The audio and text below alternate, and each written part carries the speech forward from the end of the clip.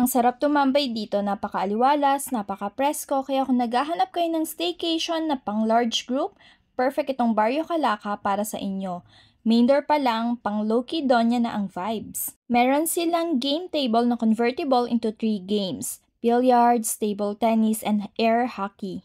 Pagpasok mo ng main house, mararamdaman mo talaga na ang cozy ng place. Kung hindi ako mali, yung ganitong design ay Scandinavian. Kung mapapansin mo rin yung ceiling nila, ang ganda talaga, grabe. Pag nagstay ka dito sa sala nila, hindi mo mapapansin yung oras na lumilipas kasi sobrang nakaka-relax. Sa may gilid ng sala ay makikita natin yung TNB or toilet and bath. Napakalinis nito guys.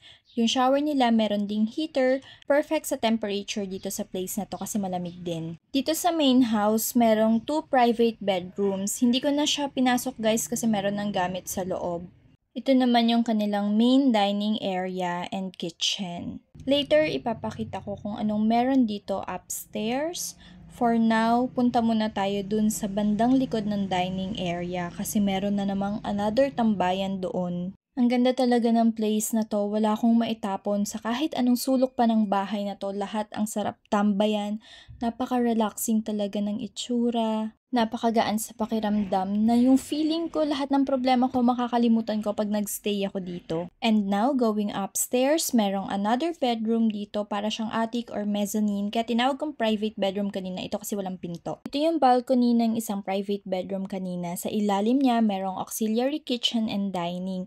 Kung magpa-party kayo, pwede kayo dito magluto para mas malapit na sa pool area. Sa labas ng main house, merong 2 bedrooms. Ito yung isa, meron na rin yung TNB sa loob.